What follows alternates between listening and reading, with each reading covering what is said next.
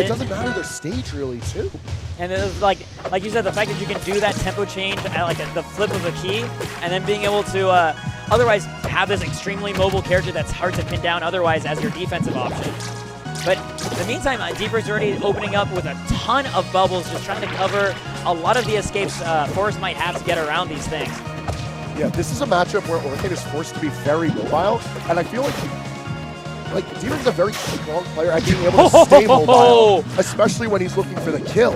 I have never seen like butt hit back air into up air. That is new to me. What? It's a wonky combo, but it's really good against lighter targets. That makes a lot of sense. Yeah, Maypul being one of the lightest ones in the game, compensating for the speed. No further chase off. And that's something that I've noticed DolphinBrick is already starting out with in this game, is he sets up puddle on the side of the stage that he's consciously not planning on fighting on. So when he's sent off stage, it's going to be really hard for forrest to cover both the puddle and a side B recovery. I feel like a lot of this set, as it goes forward, is going to be thinking how far ahead your opponent's options are going to lock away what you can do. I think Orcane and Maypul are both really good at doing that, and both of these players seem very aware of what they need to do to close off these options. Yeah. Oh my gosh. Ugh. That's the bubble bat special, just setting up a wall right over the edge of the stage because there's no get-ups in this game. You have to just constantly go through it over and over again. DolphinBrick has been finding a lot of good punishes with that over the past few months.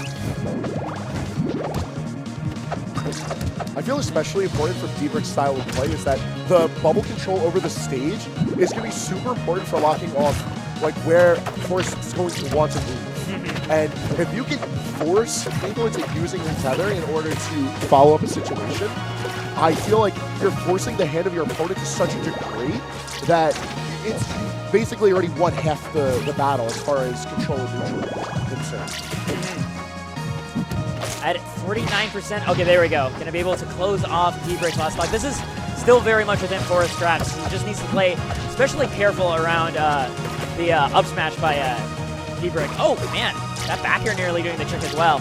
Here we go, looking to actually catch a retreat, but forrest going very high instead. Yeah, normally I don't like when players try to force the situation and end up stocks, but I feel like in this set in particular, it's going to behoove DolphinBrick to be able to just keep throwing out those YOLO options, keep throwing out big hitboxes, because it's going to be the only way to keep ahead. Yeah, and he manages to find it right there. A bit of a bait, really, with the up smash that forrest tried to punish. Immediately gets caught by the parry. DolphinBrick taking the first game, looking pretty solid overall. It's always scary though, because like I have seen what happens when forrest opens somebody up, and it's just always just an explosion of damage all over the place, and you like it can be hard to even track with your eyes because Maypul is moving so fast. On that note of tracking with eyes, one thing that I think is really interesting from DolphinBrick's Orcane in this particular set is where the puddles are positioned. Yeah. Now, you already brought up how well they're being placed for defensive purposes, as far as like DolphinBrick being prepared for when forrest takes the lead. But I think another aspect of the puddles that's super strong in DolphinBrick's play is almost a sense of misdirection. We keep on seeing DolphinBrick setting up puddles right on top of the plant. And it's always in a position where forrest doesn't know, like, all right, is he going to go there? Do I have to leave this as a trap? Or can I reposition myself? Like, if you're making your opponent play the guessing game before you even commit to something, then you already know you're taking that lead in a meta sense. Yeah, exactly. And it essentially can at least keep Lily out of your equation for the rest of neutral, because Lily has to patrol your own puddle right there. And, like, by locking out puddle as a zone control option, like, Maypul can take so much, but it's hard to lock it down because it could just be bubbles all of a sudden. Lily doesn't get that same pleasure. Like, she's there till she's used. Yeah, exactly. Wall of back airs, which are keeping forrest at bay. It's really the closest thing that Orcane can call it this turn, so might as well use it while you got it. DolphinBrick is just kind of waiting for the openings that he can get from forrest by closing the mid-range. Like, he'll toss out back airs to try to bait forrest into coming in, and then just like slightly outspace his move and find himself something further. And otherwise, I'm not quite seeing the same explosive gameplay from forrest when it comes to getting the initial hits. It might just be a matter of DolphinBrick improving so much at dealing with these combos and finding escapes that way.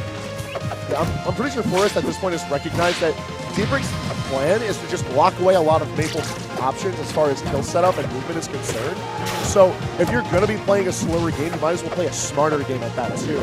A lot of these hits we're seeing from forrest are very much like very simple, safe combos that even though he's not getting as much damage as Maypul can get, he's getting better and better stage positioning. I think that's super important for this. Oh! All right, yeah, that's what I'm used to seeing.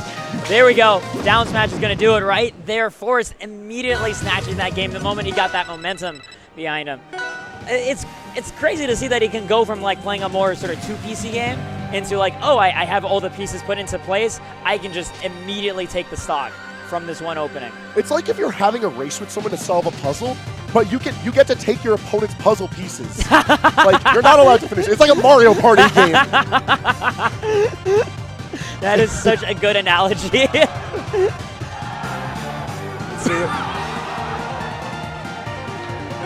Crowd's getting loud out there. Yeah, it's something about Ultimate, I think, but I can't really watch right now. Going to Blazing Hideout. This is a really good stage pick, I feel, from DolphinBrick, because this is not going to have too bad of an impact on any of his puddle placements, but it's going to be very limiting as far as how well forrest can control defensively, where Lily's going to be able to lock off areas where DolphinBrick might want to position his puddle offensively. The other thing I noticed, especially with the previous game in mind, forrest has been primarily killing DolphinBrick off the sides, and this is, again, the largest side blast on the stage. There's really no changes in vertical height, whereas DolphinBrick, you know, he loves down strong, and I can kill off both of those directions just fine.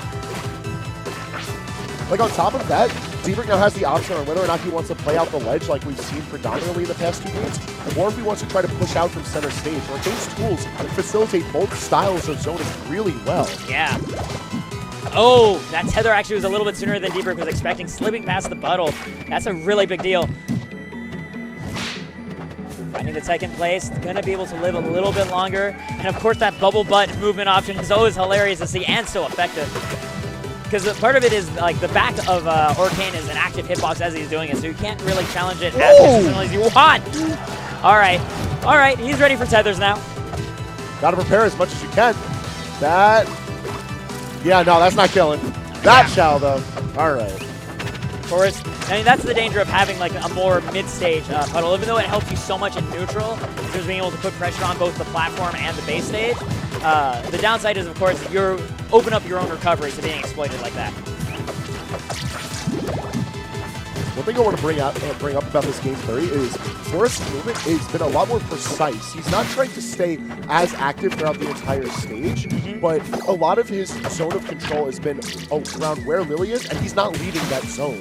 Which I feel is excellent counterplay to how well the puddle can lock away Lily's usage in this. And just like you brought up, downstrug's killing no matter where we are. I was just watching that perilously, and like, well, he has to engage with the puddle in some way. And I was only thinking, well, that's only a few little hits of damage. Well, how bad could that be? It's like, oh, there's still smash attacks. So now DolphinBrick up 2-1 against forrest. We're going to think very carefully about this counter pick. I see a lot of the stages being crossed off are the ones with very small base stages. And that, I think, just you chalk that up to how fast Maypul is and how much you want to be able to make sure you have more stage behind you so that you don't get completely overwhelmed by this character. Yeah, anything that's going to be laterally oriented and a bit on the wider end is so good for Orcane, especially in this type of a matchup, because, like, yeah, Maypul's going to be able to traverse that space. She can do that on any stage. But you got to make her work for moving. You got to force her out of her comfort zone. Every second that you get counts. Yeah. Generally, like when you're the one playing defense in a matchup, it's ideal to force the opponent to have to make a few correct reads just to get close to you. And if they're able to just be right in your face from the get-go, you're fighting from a stack deck. Spacing on a lot of these aerials by DolphinBrick has been really clean, but it is forrest is walking away with much more damage on these engagements. Okay, that was actually kind of nutty off the coverage. Coming right back down immediately to cover forrest's landing. Now, this is looking like a lot more traditional Maypul play from what I'm used to. It's just a whole lot of read the tech situations, read where the air movement is. You're not getting a chance to see anything too fancy. And I feel like that's what forrest is going to have to start implementing. Where does the plant go if the prompting stays like that? That is a very good question. Is Lily okay? Oh, okay. There we go. Honestly, the if statement is like greater than or equals to, and then less than, right? Like, as a designer, you have to do that. But I didn't know which way. I don't think there could be a more meta 50-50. Like, you put the developers into a vortex with that one. Oh my god! All right. Because, like, forrest has been trying to trend at high recovers right now because he recognizes if I recover right at stage level, that's when DBrick gets to run up and find a free smash attack on me. Whereas if I go high, that forces bubble usage. But as opposed to DolphinBrick looking to a bubble, he's instead jumping up himself and up smashing or not even bubbling and catching the landing instead because forrest is in free fall. Well, honestly, DBrick is in prime position to end out this set. Percentages might be climbing on his end, but he's been doing such a good job of moving his puddle to places where he's going to take his set next. There he is, going to be able to recover. Yup. Not going to die to that down strong. That is the only strong attack that forrest could get out in time. And ready to parry because Lily was there, giving him a burst of invincibility. He got the read, but he was just a little too quick on the trigger. Hold on, what's the mix? Trying to follow him downwards, but excellent movement from forrest. Yeah. He knows he can afford to go a little bit deep, so he's going to take every opportunity he can to stay alive. You're at 111%. That was such a good landing by forrest. And what a good counterattack as well. You can just find the right string. He's not going to get the chance. Like that. Oh, man. DBrick being able to set up that puddle and instantly going for that bigger down strong, taking out forrest.